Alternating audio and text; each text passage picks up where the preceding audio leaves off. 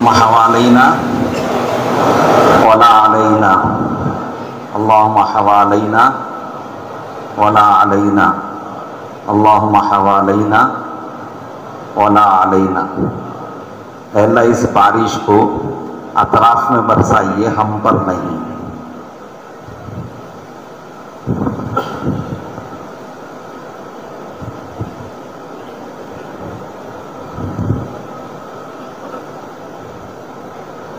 الحمدللہ نحمده ونستعینه ونستغفره ونؤمن به ونتوکل علیہ ونعوذ باللہ من شرور انفسنا ومن سیئات اعمالنا ونعوذ باللہ من شرور انفسنا ومن سیئات اعمالنا ونعوذ باللہ من شرور انفسنا ومن سیئات اعمالنا من يهده الله فلا مضل له ومن يضلله فلا هادي له ونشهد أن لا إله إلا الله وحده لا شريك له ونشهد أن سيدنا ومولانا محمدا عبده ورسوله صلى الله عليه وعلى آله وأصحابه وأزواجه وذرياته وسلم تسليما كثيرا كثيرا۔ أما بعد فأعوذ بالله من الشيطان الرجيم، بسم الله الرحمن الرحيم، يا أيها الذين آمنوا قوا أنفسكم وأهليكم نارا۔ وقال النبي عليه الصلاة والسلام لا يؤمن أحدكم حتى يكون هواه تبعا لما جئت به، أو كما قال رسول الله صلی اللہ علیہ وسلم۔ بزرگوں، بھائیوں، دوستوں،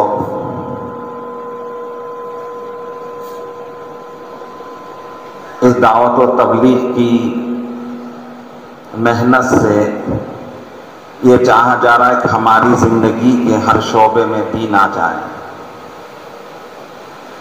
بلکہ امت کے ہر شعبے میں آ جائے، ہر طبقے میں دین آ جائے۔ اللہ نے ساری انسانیت کی کامیابی وہ دین میں رکھی۔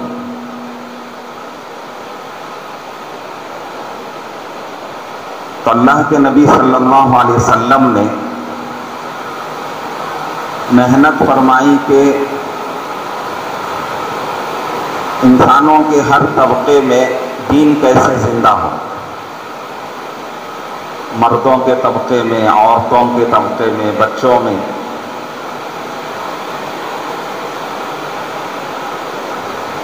جب ان تینوں طبقات میں دین آتا ہے تو ایک دین کا ماحول بنے گا۔ اگر ان میں سے کسی ایک طبقہ بھی دین سے دور رہا،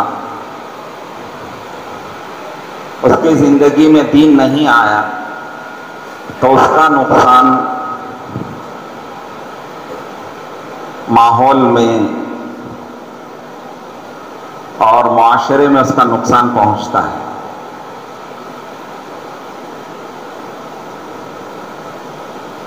جس طرح مردوں کے لیے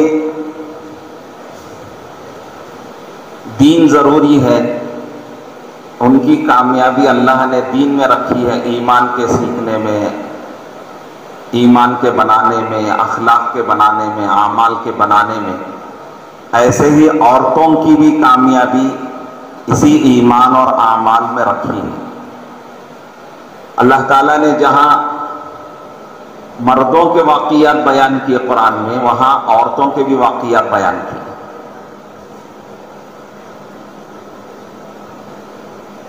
جن مردوں کی زندگیوں میں دین تھا، جن قوموں کی زندگیوں میں مردوں میں دین تھا، وہ کامیاب ہوئے، اور جن کی زندگیوں میں دین نہیں تھا، ناکام ہوئے۔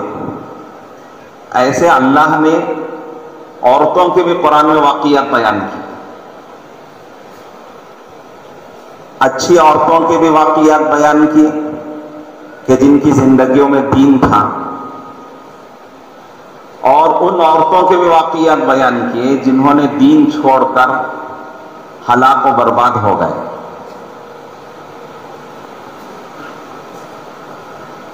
اللہ تعالیٰ نے قرآن میں بیان کیا ضرب اللہ مثلا للذین کفروا امرأۃ نوح وامرأۃ لوط، کہ اللہ تعالیٰ بیان کرتے ہیں نوح علیہ السلام اور لوط علیہ السلام کی بیویوں کا قصہ، کہ انہوں نے کفر کیا، ایمان کو قبول نہیں کیا اور دین کو قبول نہیں کیا، تو جس کی وجہ سے وہ ہلاک و برباد ہو گئے. حالانکہ وہ نبیوں کی بیوی ہیں، نبیوں کے نکاح میں ہیں.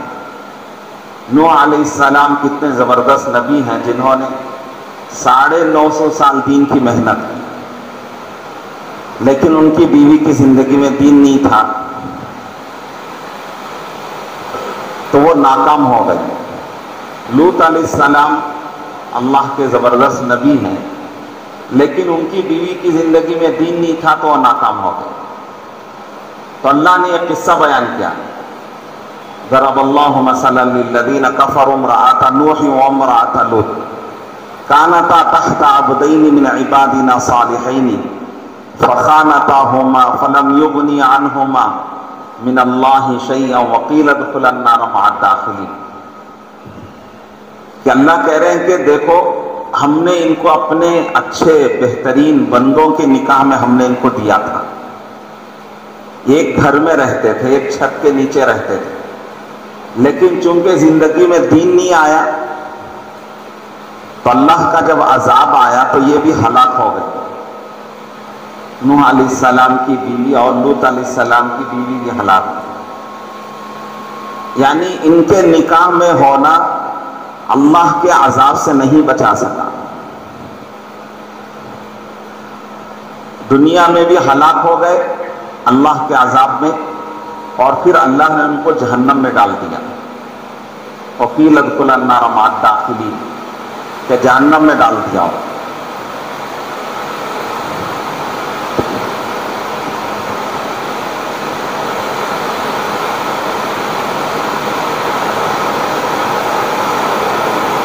دعا پڑھتے رہیں، دل ہی دل میں دعا پڑھتے رہیں اللہم حوالینا ولا علینا، اللہم حوالینا ولا علینا، اللہم حوالینا ولا علینا.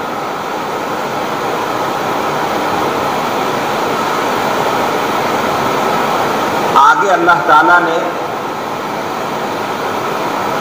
ان عورتوں کے قصے بیان کیے جو ایمان والے ہیں. ضرب اللہ مثلا للذین آمنوا امرأۃ فرعون. اللہ تعالیٰ نے بیان کیا کہ دیکھو ایک طرف تو نبیوں کی بیوی ہیں، ان کی زندگی میں دین نہیں ہونے کی وجہ سے ہلاک ہو گئے. دوسری طرف دیکھیے کہ فرعون خدا کا نافرمان ہے، خدا کا باغی ہے، لیکن اس کی بیوی ایمان لے کر آ گئی. ضرب اللہ مثلا للذین آمنوا امرأۃ فرعون. تو اللہ نے اس کی تعریف کی. تو اس سے معلوم ہوا کہ جس کی زندگی میں دین ہوگا وہ اللہ کے یہاں کامیاب ہوگا. مردوں کی زندگی میں دین ہے تو وہ کامیاب ہوں گے، عورتوں کی زندگی میں دین ہے تو وہ کامیاب ہوں گے، اور اسی طرح سے بچوں کی زندگی میں دین ہوگا تو وہ کامیاب ہوں گے. حضرت رسول پاک صلی اللہ علیہ وسلم نے تینوں طبقات میں دین کو لانے کی محنت کی کہ کوئی طبقہ محنت سے نہ چھوٹے. کہ آپ نے محنت کی اور آپ صلی اللہ علیہ وسلم کے زمانے میں جیسے مردوں نے ایمان سیکھا، نماز سیکھی، اعمال سیکھے، اخلاق بنائے، ایسے ہی عورتوں نے بھی ایمان سیکھا اور انہوں نے بھی اعمال بنائے، اخلاق بنائے، اور دین کے کاموں میں سب سے آگے تھے.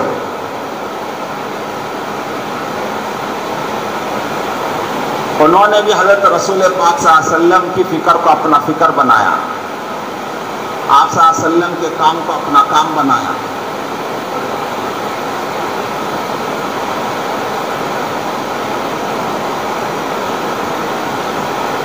اور یہ بات ہے کہ جن عورتوں میں دین آتا ہے تو اس گھرانے اور خاندان میں بھی دین آتا ہے۔ تو ہماری محنت کا ایک بڑا حصہ عورتیں ہیں، ان سے خاندان متعلق رہتا ہے۔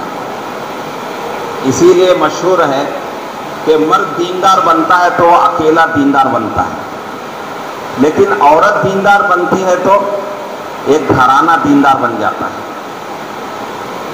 کہ اس کے ساتھ اس کے بچے ہوتے ہیں، اس کے رشتہ دار ہوتے ہیں، بھائی بہن ہوتے ہیں، شوہر ہوتا ہے، باپ ہوتے ہیں۔ تو عورتوں کے اندر اللہ نے خصوصیات اور کچھ صفات رکھے ہیں۔ اگر وہ دیندار بن جاتی ہیں، کیونکہ وہ بولتی زیادہ ہیں، اگر ہم نے ان کو دین کی فکروں میں نہیں لگایا، وہ دنیا کے تذکرے کریں گے اور چیزوں کے تذکرے کریں گے، کپڑوں کے تذکرے، زیورات کے تذکرے، گھروں کے تذکرے۔ اگر ہم نے ان کو دین کے کام میں لگایا، دین کی فکروں میں لگایا، تو پھر ان کے تذکرے جو ہے دین کے ہوں گے، اس لیے کہ وہ خاموش نہیں بیٹھیں گی نا۔ ارے مشہور ہے نا، عورتیں کبھی خاموش نہیں بیٹھتی۔ بادشاہ نے ایک مرتبہ ایک بادشاہ نے کہا کہ جو سب سے بڑا جھوٹ بولے گا اسے انعام دیں گے۔ اب لوگوں نے مختلف جھوٹ بنا کے پیش کیا، لیکن اس بادشاہ نے کہا کہ یہ جھوٹ کوئی بڑا نہیں ہے۔ لیکن ایک آدمی نے آ کر کہا کہ میں نے دیکھا کہ 4 عورتیں ایک درخت کے نیچے بیٹھی ہیں اور بالکل سب خاموش بیٹھی ہیں، بالکل خاموش بیٹھی ہیں، کوئی بات نہیں کر رہی ہیں۔ تب بادشاہ نے کہا کہ اس سے بڑا جھوٹ نہیں ہو سکتا ہے، اس لیے کہ وہ کبھی خاموش نہیں بیٹھ سکتی، وہ ہمیشہ بولتی رہتی ہے۔ تو اس لیے اگر ان کے اندر دین اور دین کی فکریں آ گئی تو انشاءاللہ وہ دین کے تذکرے کریں گے۔ اور عورتوں کے اندر جو دین ہوتا ہے وہ نسلوں تک چلتا ہے۔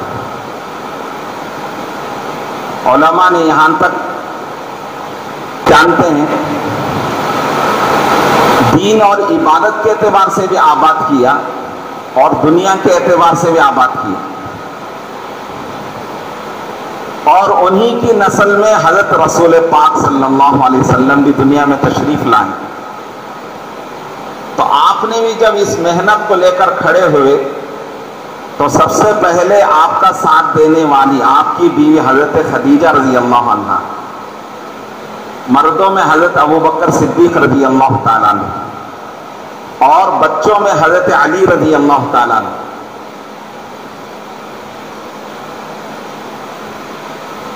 تو اس محنت میں، اس فکر میں اپنی مستورات کو شریک کرنا۔ اللہ تعالیٰ قرآن میں کہتے ہیں یا ایھا الذین آمنوا قوا انفسکم واہلیکم نارا، اے ایمان والو اپنے آپ کو اور اپنے اہل و عیال کو جہنم کی آگ سے بچاؤ۔ تو جہنم کی آگ سے کیسے بچائیں گے؟ حضرت علی رضی اللہ تعالیٰ عنہ فرماتے ہیں کہ ان کو دین سکھاؤ۔ جس طرح عورتوں کو، بچوں کو، اپنے بھی بچوں کو ان کی ذمہ داری پوری کرنا، ان کی ضرورتیں پوری کرنا ضروری ہے، اس طرح ان کو دین سکھانا بھی فرض ہے۔ کل قیامت میں اس کی پوچھ ہوگی۔ اور جیسے میں نے بتایا کہ ان کی نجات اور کامیابی بھی اللہ نے دین میں رکھی ہے۔ ہم نے اپنی مستورات کو، عورتوں کو اپنے فکر میں شریک نہیں کیا، ان کے دل میں اللہ کی عظمت، اللہ کی بڑائی نہیں آئی، اور آخرت کا شوق نہیں پیدا ہوا، سنتوں پر چلنے کا شوق نہیں پیدا ہوا، تو آپ کو بھی دین پر چلنا مشکل ہوگا اور دین کا کام کرنا بھی آپ کے لیے مشکل ہوگا۔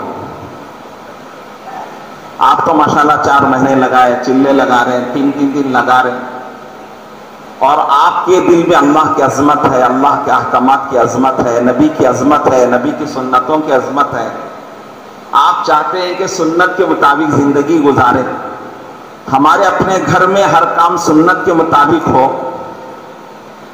اگر آپ نے اپنے گھر والوں کو اس فکر میں شریک نہیں کیا تو پھر آپ دین پر نہیں چل سکتے۔ گھر میں بیوی بچے کیا کہیں گے کہ آپ اپنا دین مسجد کے حد تک رکھو، یہاں تک کہ آدمی دنیا سے یعنی کمزور ہو جاتا ہے تو اس کا بوریا بستر جو ہے اسے مسجد میں ڈال دیتے ہیں کہ اس کی اب نہیں چلے گی۔ ایک زمانہ ہوتا ہے کہ مرد کی چلتی ہے، جب وہ کماتا ہے، طاقتور ہے، مضبوط ہے، تو اس کی بات چلتی ہے۔ اس زمانے میں اس نے اگر محنت نہیں کی اپنے بیوی بچوں پر، ان کو دین نہیں سکھایا، تو کچھ دن کے بعد کیا ہوں گے؟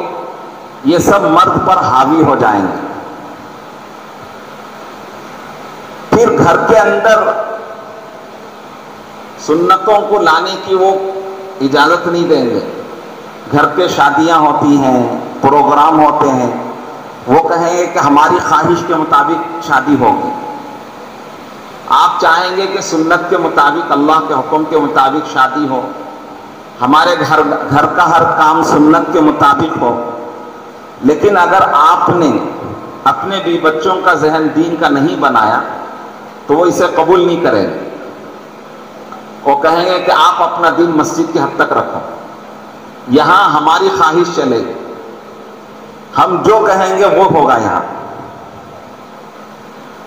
تو آدمی کہ گویا کہ اس کی دعوت اور اس کی دین کی محنت بس گھر کی چوکٹ تک رہے، گھر کے اندر آنے نہیں دیں گے۔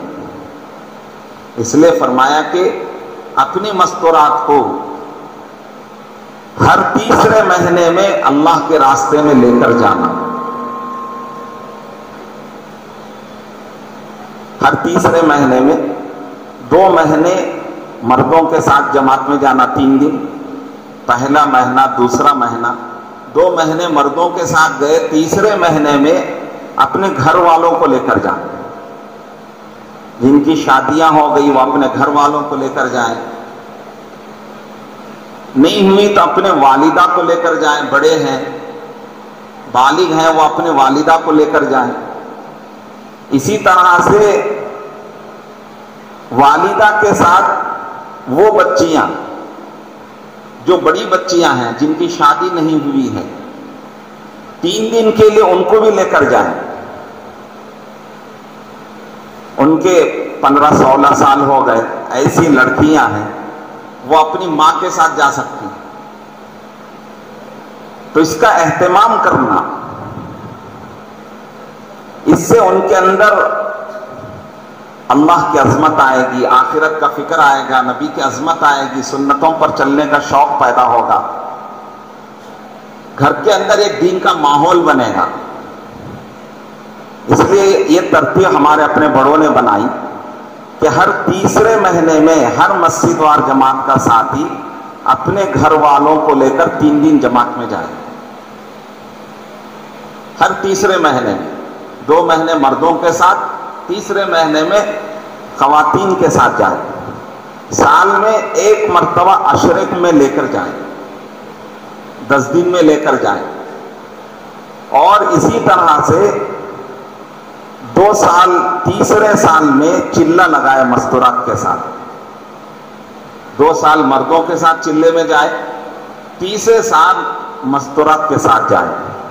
اللہ توفیق دے ہندوستان میں چلا لگا چکے ہیں 2 مہینے بیرون کے لیے جائیں مستورات کو لے کر. اس طرح سے عورتوں کو بھی اپنے دین کے کام میں شریک کریں، اس لیے کہ عورتیں دین کی باتیں برس ہا برس ہو جاتی ہیں، سال ہا سال ہو جاتی ہیں، ان کے کانوں میں دین کی بات نہیں پڑتی. کتنے ایسے علاقے ہیں جہاں عورتوں کے کانوں میں دین کی بات نہیں پہنچتی. مرد حضرات تو دین کی باتیں سن لیتے ہیں، جمعہ میں سن لیتے ہیں، سیرت کے جلسوں میں سن لیتے ہیں، علماء آتے ہیں پروگراموں میں سن لیتے ہیں، جماعتیں آتی ہیں جماعتوں میں گشت میں بات سن لیتے ہیں. مردوں کو تو 10 جگہ پر دین کی بات سننے کو ملتا ہے. آپ بتائیے کہ عورتیں دین کی بات کہاں سنیں گی؟ کون ان کو سنائے گا؟ اور ایسے علاقے جہاں مسجدیں نہیں ہیں یا مسجدیں دور ہیں یا دیہات ہیں، آپ ان کی عورتوں کے بارے میں سوچ کر دیکھیں، وہ اللہ کو کیسے پہچانیں گی، نبی کو کیسے پہچانیں گے، وہ سنتوں کو کیسے جانیں گے؟ تو یہ بہت بڑے بڑے علاقے ایسے ہیں ہمارے جہاں عورتوں کو دین کی بات کے سننے کا موقع ہی نہیں رہتا. مہینے نہیں سال ہا سال ہو جاتے ہیں دین کی باتوں کو سنے ہوئے. اس لیے اگر ہماری یہ جماعتیں کثرت سے نکلے، ایک تو ہماری اپنی عورتوں کے اندر مستورات کے اندر جماعت میں نکل کر وہ دین سیکھیں گے، اور جن علاقوں میں جائیں گے جماعت جہاں قیام کرے گی وہاں بھی دین کے باتیں پھیلنے کا ذریعہ بنے گا. 3 دن کی جماعتیں ہیں ہماری، سلم ایرے میں گئے، ایکسٹینشن ایریے میں گئے، دیہاتوں میں ہم لوگ مستورات کی جماعتیں لے کر گئے. تو اس بہانے سے ان علاقوں کی عورتوں کو ایمان کی دین کی بات کے سننے کا موقع مل جاتا ہے. اس لیے ایک تو گھر کی تعلیم پر زور دینا، تاکہ روزانہ جیسے آدمی کو جسم کے لیے روزانہ غذا کی ضرورت پڑتی ہے، آدمی روزانہ غذا جسم کو قوی رکھنے کے لیے، تر و تازہ رکھنے کے لیے ناشتہ کرتا ہے، دوپہر کا کھاتا ہے، شام میں کھاتا ہے. ایسے دین کی بات کا سننا اس کے لیے ضروری ہے، جب ہی اسے ایمان میں تازگی پیدا ہوتی ہے. تو عورتوں کو دین کی بات سننے کا موقع کب ملے گا کہ روزانہ وہ دین کی بات سنیں. اس کے لیے گھر کی تعلیم ہے، ہر گھر میں تعلیم زندہ ہو. ہمارے اپنے 2.5 گھنٹے کی محنت میں، ہمارے اپنے مسجد وار جماعت میں فہرست ہونا چاہیے کہ ہمارے گھر محلے میں کتنے گھر ہیں اور کتنے گھروں میں تعلیم ہو رہی ہے اور کتنے گھروں میں تعلیم نہیں ہو رہی ہے. اگر فہرست رہی کہ فلاں فلاں گھروں میں تعلیم ہو رہی ہے تو جن گھروں میں نہیں ہو رہی ہے وہاں شروع کرنے کی فکر کی جائے گی. تو گھر کی تعلیم کے فضائل بتائیں، اتنے فضائل بتائیں کہ آدمی خود بخود شوق سے شروع کرنے لگے.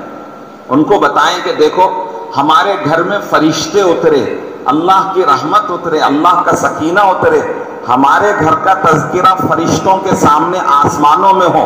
بولو کتنا بڑا عمل ہے یہ. اللہ تعالیٰ تعلیم کے حلقے سے یہ انعام دیتے ہیں.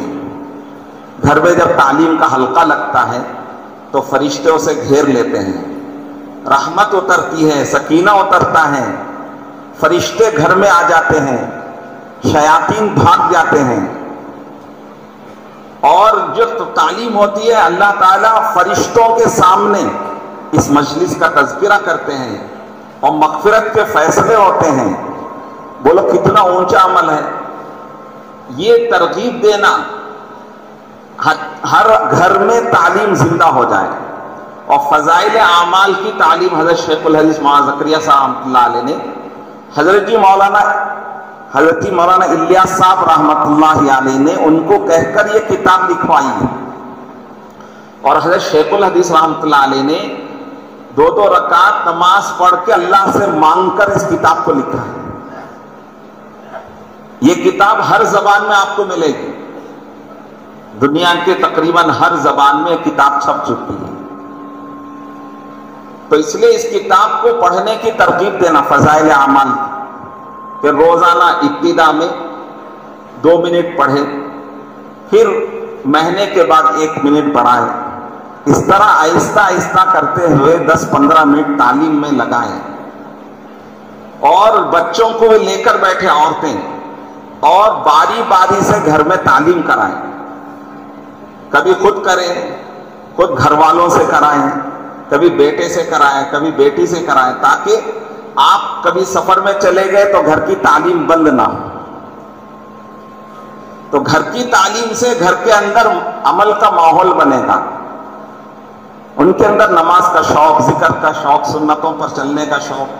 جب رسول پاک صلی اللہ علیہ وسلم، صحابہ کی دین کی بات، دین کی محنت ان کے سامنے آئے گی، قربانیاں سامنے آئیں گی، تو ان کے بھی جذبات بنیں گے، وہ بھی دین کا کام کرنے والے بنیں گے۔ تو گھر کی یہ تعلیم سے زندگیوں میں بڑی تبدیلیاں آئیں گی۔ اور تعلیم میں، گھر کی تعلیم میں کبھی کبھی 6 نمبر کا مذاکرہ بھی کرنا، تاکہ ان کے پاس یہ اللہ کی عظمت، اللہ کی بڑائی بیان کریں، نماز کی عظمت، نماز کی اہمیت، علم و ذکر کی عظمت و اہمیت، اقراء مسلم ہے، اخلاص ہے، اللہ کے راستے کے فضائل ہیں۔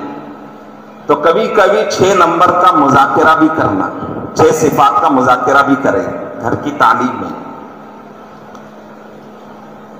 تو مستورات کے اندر جب دین آئے گا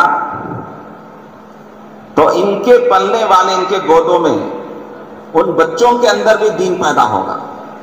اسی لیے فرمایا کہ جتنے بھی دنیا میں بڑے بڑے لوگ گزرے ہیں، محدثین، علماء، اولیاء اللہ، ان سب کے پیچھے عورت کی تربیت کا ہاتھ ہوتا ہے۔ ابھی اس وقت میں موقع نہیں ہے، دنیا میں جتنے بڑے بڑے لوگ پیدا ہوئے، کہتے ہیں کہ ان کے پیچھے ان کے ماؤں کا ہاتھ ہوتا ہے تربیت میں۔ حضرت مولانا الیاس صاحب رحمۃ اللہ علیہ کی والدہ جو تھی، حافظ قرآن تھی، روزانہ 1 منزل قرآن پڑھتی تھی، اور رمضان میں پورا یہ قرآن ختم کر کے مزید 10 پارے، گویا کہ 40 پارے روزانہ پڑھنے کا معمول تھا، اور ذکر و اذکار کی حد نہیں، زبردست حافظ قرآن تھی۔ تو اس کا اثر کیا ہوا؟ ان کے جتنے بچے تھے سب حفاظ علماء بنے۔ حضرت شیخ الحدیث مولانا زکریا صاحب رحمۃ اللہ علیہ کے جو والد صاحب مولانا یحییٰ صاحب، حضرت مولانا الیاس صاحب رحمۃ اللہ علیہ کے بھائی ہیں۔ مولانا یحییٰ صاحب جو حضرت شیخ الحدیث مولانا زکریا صاحب رحمۃ اللہ علیہ کے والد ہیں، یحییٰ صاحب، کہتے ہیں کہ جب ان کا دودھ چھڑایا گیا، اور 2 سال کی عمر ہوتی ہے بچے کا دودھ چھڑایا گیا، تو اس وقت میں ان کو 29واں پارہ یا 30واں پارہ یاد ہوگا۔ اس بچپن میں دودھ جب چھڑایا جاتا ہے تو بچہ باتیں کرتا ہے، باتیں سیکھتا ہے، تو اس وقت تک حضرت مولانا یحییٰ صاحب رحمۃ اللہ علیہ پارے پڑھتے تھے، زبانی یاد ہو گیا، اور 7 سال کی عمر ہوئی تو حافظ قرآن ہو گئے۔ یہ اثر کہاں سے آیا؟ ماں کے اندر سے آیا۔ تو ہماری عورتوں کے اندر دین آئے گا تو خود بخود بچوں کے اندر بھی دین آئے گا۔ اس لیے اگر ہم نے اپنی مستورات کو اس محنت میں شامل کیا تو وہ آپ کو دین پر چلنا بھی آسان ہوگا، اور دین کی محنت میں بھی آپ کا وہ ساتھ دیں گے۔ جیسے حضرت خدیجہ رضی اللہ عنہا نے رسول پاک صلی اللہ علیہ وسلم کے لیے ہمت بنا دی تھی، اور اپنا سب کچھ مال لٹا دیا اللہ کے نبی صلی اللہ علیہ وسلم کے دین پر۔ اور صحابہ رضی اللہ اجمعین کی عورتوں کی محنت سے، صحابیات کی محنت سے بڑے بڑے صحابہ ایمان میں آئے۔ حضرت عثمان رضی اللہ تعالیٰ عنہ کے بارے میں آتا ہے کہ ان کی خالہ نے ان کو دعوت دی۔ حضرت علی رضی اللہ تعالیٰ عنہ کے بارے میں آتا ہے حضرت خدیجہ رضی اللہ عنہ نے پہلے ان کو دعوت دی۔ اور حضرت عمر رضی اللہ تعالیٰ عنہ کا ایمان لانا تو آپ جانتے ہیں ان کی بہن کی وجہ سے ہوا۔ تو عورتوں کے اندر دین آتا ہے اور دین کی محنت اور فکریں آتی ہیں تو مردوں سے بھی آگے کام کرتے ہیں۔ اس لیے ان کو ہم اللہ کے راستے میں لے جاتے رہیں گے، جو ہمارے بڑے اپنی ترتیب بتا رہے، اس ترتیب سے محنت کریں گے تو انشاءاللہ آپ ہمیشہ دین کے کام میں آگے بڑھتے رہیں گے، اور بلکہ آپ نہیں، آپ کے گھرانے کو اللہ قبول فرما لیں گے، جیسے رسول پاک صلی اللہ علیہ وسلم کا گھرانہ، صحابہ کا گھرانہ حضرت ابراہیم علیہ السلام کے گھرانے کو اللہ نے قبول فرما لیا کہ حضرت ابراہیم علیہ السلام کی قربانی کی وجہ سے، ان کی بیوی اور بچے کی قربانی کی وجہ سے اللہ نے ان کی نسلوں کو قبول کر لیا۔ ان کی نسلوں میں آتا ہے کہ بنی اسرائیل پیدا ہوئی جس میں 60,000 سے زیادہ نبی آئے۔ یہ قربانی سے اللہ تعالیٰ گھروں کو قبول کر لیتے ہیں۔ اسی طرح اجتماعی تعلیم ہے مستورات کی، جیسے ابھی میں نے بتایا کہ کتنے علاقے ایسے ہیں اور جہاں عورتوں کو دین کی بات سننے کا موقع نہیں ہے۔ اس سے ہمارے بڑے چاہ رہے کہ ہر چھوٹی چھوٹی جماعتیں اپنے علاقے میں محنت کر کے ان شرائط کو پورے کرے اور پورے کر کے وہاں اجتماعی تعلیم شروع کرے۔ اور شرائط کوئی زیادہ بڑے نہیں ہیں، 1 سال کے اندر بہت آسانی سے ہر جگہ پر مستورات کی اجتماعی تعلیم شروع کر سکتے ہیں۔ ایک مرتبہ 3 دن جماعت میں لے گئے مستورات کو، پھر 2 مہینے چھوڑ کے تیسرے مہینے پھر لے کر گئے، پھر 2 مہینے چھوڑ کے پھر تیسرے مہینے میں 3 دن لے گئے، 3 مرتبہ 3 دن لے کر گئے۔ اس کے بعد عشرہ لگا لیا تو شرائط پورے ہو گئے، تو ہر بستی میں، ہر گاؤں میں، ہر جگہ پر مستورات کی اجتماعی تعلیم شروع ہو سکتی ہے، اور اتنے دور دور نہ ہو کہ جس کی وجہ سے عورتوں کو پہنچنا مشکل ہو۔ اس لیے ہر مسجد وار جماعت اس کے بارے میں فکر کرے کہ ہمارے علاقے میں مستورات کی اجتماعی تعلیم جلد سے جلد کیسے شروع ہو جائے۔ اس کے لیے خالی صرف یہ نہیں کہ ہمارے یہاں ضرورت ہے، خالی اسی کو بول رہے ہیں، اسی کے تذکرے ہو رہے ہیں، نہیں، بلکہ شرائط پورے کرنے کی فکر کی جائے۔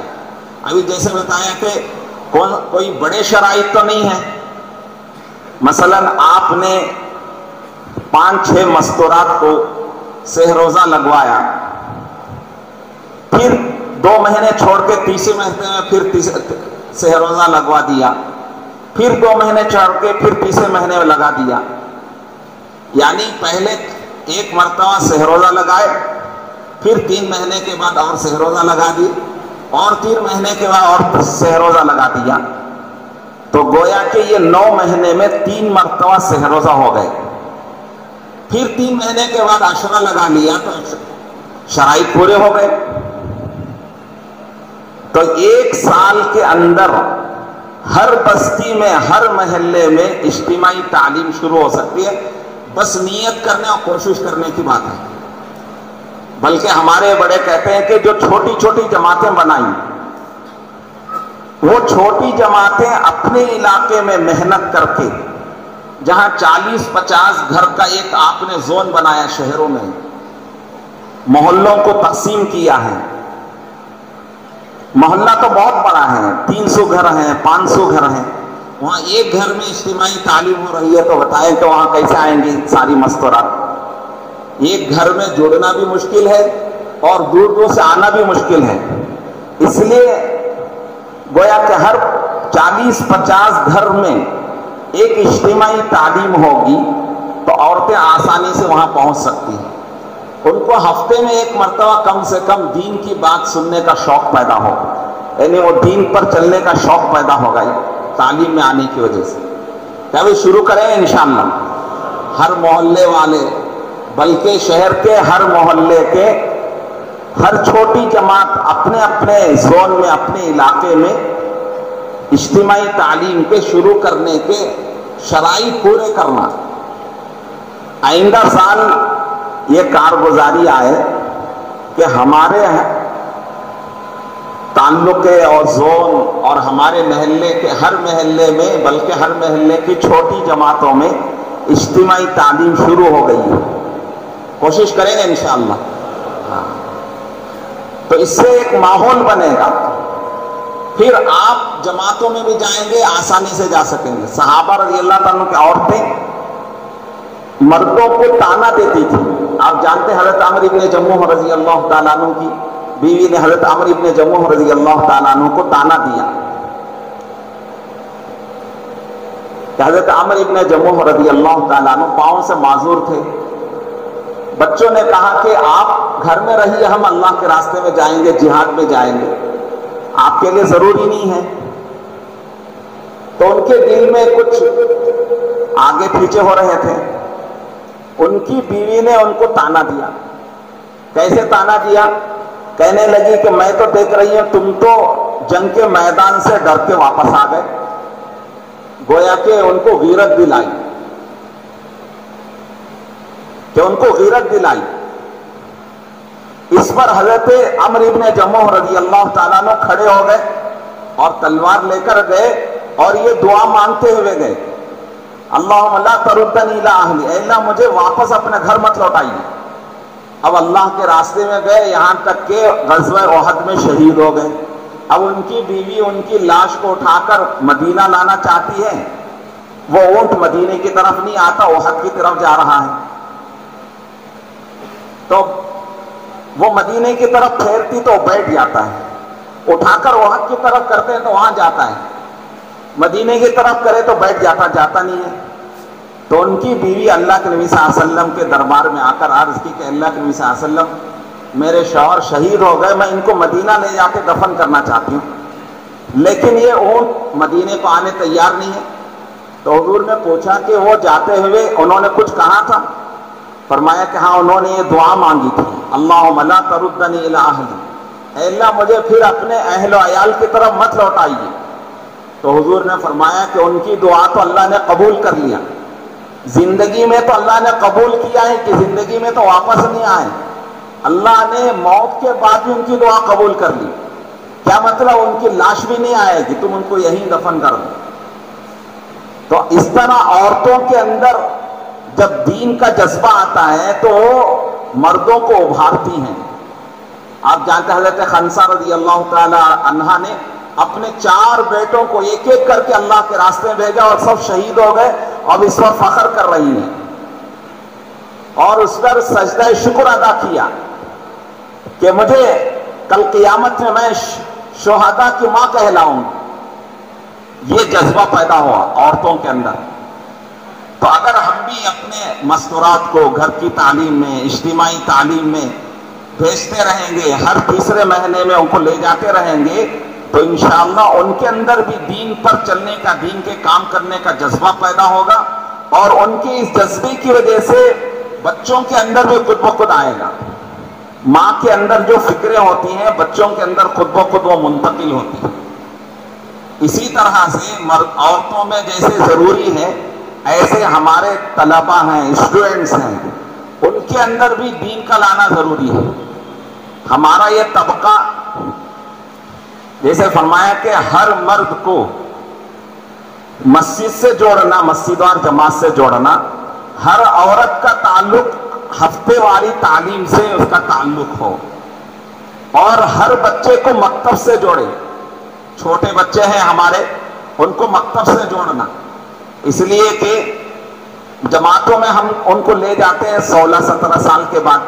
اب بتاؤ کہ یہ 3-4 سال سے لے کر 15-16 سال تک اگر ہم نے ان کو دین کا ماحول نہیں دیا تو ان کی ذہنیت بدل گئی تو پھر ان کو سدھارنا مشکل ہوتا ہے، اور بچپن کا جو پڑھا ہوا اور سکھایا ہوا ہوتا ہے وہ موت تک باقی رہتا ہے۔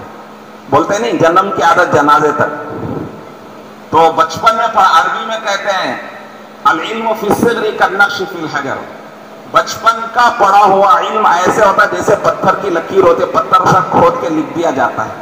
اس لیے ہر بچے کو مکتب سے جوڑنا، ہر علاقے میں ہمارے مکتب، بچوں کے مکتب ہوں، اس کی فکر کی جائے، اور اس سے آگے جو بچے ہیں ہمارے بڑے، خصوصاً اسکولوں میں، کالجوں میں پڑھنے والے، ان کو اس محنت سے جوڑنا۔ آج جتنے نئے نئے فتنے اٹھ رہے ہیں وہ انہی کی وجہ سے ہیں، چونکہ اب یہ بڑے ہو گئے، 16-17 سال کے ہو گئے، اب کالجوں کو جانے لگے، اب وہاں مخلوط تعلیم ہے، لڑکے اور لڑکیاں مل کر پڑھتے ہیں، جس کی وجہ سے ان کو ماحول غلط ہونے کی وجہ سے ان کا بگڑنا یقینی ہو جاتا ہے۔ اس لیے اگر ہم نے ان کو اچھا ماحول نہیں دیا تو اللہ حفاظت فرمائے کہ کل کے دن یہی بڑے بنیں گے، اور اگر ان کی ذہنیت دین کی نہیں بنی تو آپ جانتے ہیں کہ یہ جو نوجوان طبقہ ہے، خصوصاً پڑھا لکھا طبقہ، آپ جانتے ہیں کہ ان کا تعلق یہ کسی کمپنی کے مینیجر بنیں گے، آفیسر بنیں گے، کیا کہتے ہیں کونسلر بنیں گے اور لیڈر بنیں گے اور آگے بھی یہ بڑے بڑے عہدوں پر بھی جائیں گے.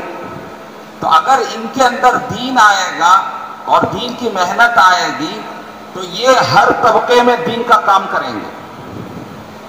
اگر ہم نے ان کو دین نہیں سکھایا، یہی بے دینی جا کر اس طبقے میں نقصان پہنچائے گی اور یہ دین اور اسلام کے بعض مرتبہ مخالف بن جاتے ہیں.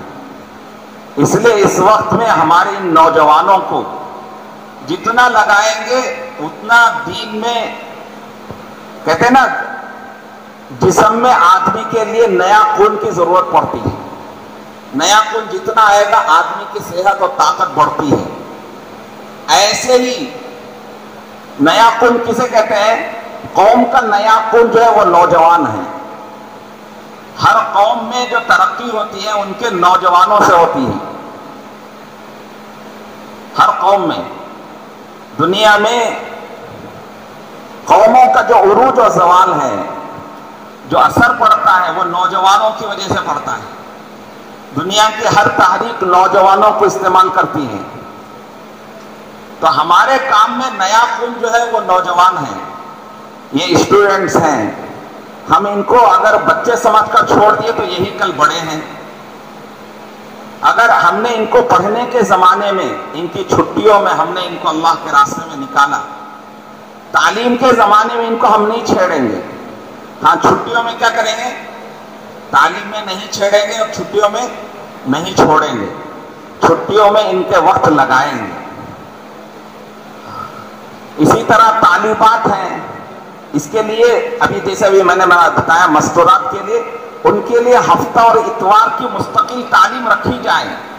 پہلے سے کسی محلے میں ہفتے واری اجتماعی تعلیم مستورات کی ہو رہی ہے، لیکن پھر بھی اس محلے میں اتوار کی تعلیم رکھی جائے ان طالبات کے لیے جو کالجوں میں جاتی ہیں، جو روزانہ نہیں آ سکتے ہیں.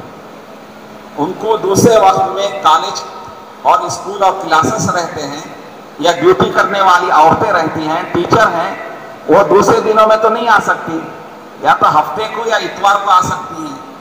تو اس لیے خصوصیت سے ہر محلے میں ہفتے کے دن یا اتوار کے دن ان کے لیے کر کے تعلیم رکھی جائے، تاکہ یہ ہماری طالبات جو کالجوں میں پڑھنے والی ہیں یا ٹیچر ہیں ان کو موقع ملے دین کی بات سننے کا. تو میں نے کہا کہ اسٹوڈنٹس کا یہ جو طبقہ ہے یہ انتہائی بہت اہم ہے. اس کا اثر پوری قوم پر پڑتا ہے. جس قوم کے نوجوانوں کی سوچ اچھی ہوتی ہے، فکر اچھی ہوتی ہے، جذبات اچھے ہوتے ہیں، وہ قوم ترقی کرتی چلی جاتی ہے. اور جس قوم کے نوجوانوں میں بیکاری آ جاتی ہے اور غیر غلط چیزیں آ جاتی ہیں تو وہ قوم ذلیل ہو جاتی ہے. اس لیے اس کی فکر کرنا، خصوصاً جیسے ابھی میں نے بتایا کہ یہ ہمارے اسٹوڈنٹس ہیں، اللہ نے ان کے اندر بڑی استعداد دیتے ہیں اور بڑی صلاحیت ہوتی ہے. اگر ہم نے ان کو کام میں جوڑ دیا اور یہ کام میں لگ گئے تو کیا ہوگا؟ یہ ملکوں میں جائیں گے تو کام ملکوں میں چلا جاتا ہے. ابھی ہمارے حضرت محترم فاروق احمد صاحب امریکہ جا کر آئے اور یورپ جا کر آئے.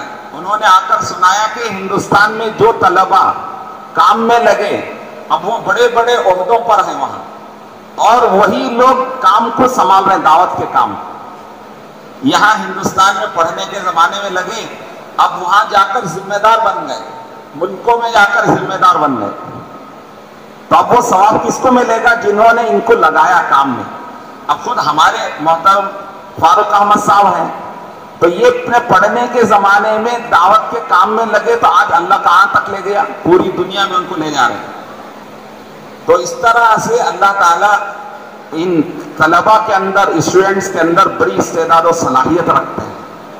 تو اس لیے ان کو اگر ہم نے کام میں لگا دیا تو ہم سے بھی زیادہ یہ کام کرنے والے بنیں گے. بڑی استعداد ہوتی ہیں. اور جیسے ابھی میں نے بتایا کہ یہ بڑے بڑے عہدوں پر جائیں گے، ڈگریوں پر جائیں گے اور جاب میں جائیں گے. اگر ان کو پڑھنے کے زمانے سے ہم نے دین کے کام میں لگا دیا تو وہ جس فیلڈ میں بھی جائیں گے وہاں جا کر دین کی فکریں کریں گے اور دین کا کام کریں گے. تو اس لیے اس کے لیے کیا کرنا ہے؟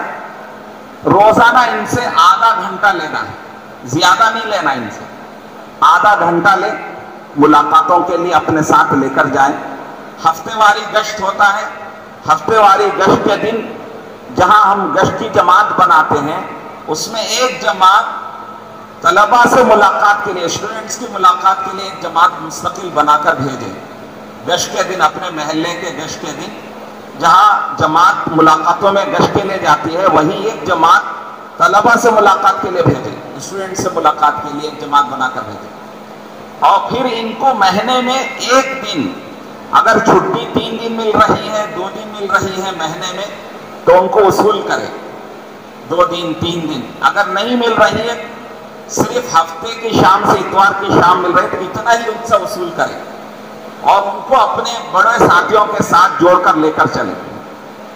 اور سالانہ چھٹیاں آتی ہیں تو ان کو چلے کی جتنی بھی ان کو چھٹی مل جائے, چلے کی چھٹی ہے چلے میں نکالنے کی فکر کریں, 20 دن کی چھٹی ہے 20 دن میں نکالنے کی, 10 دن کی چھٹی ہے 10 دن میں.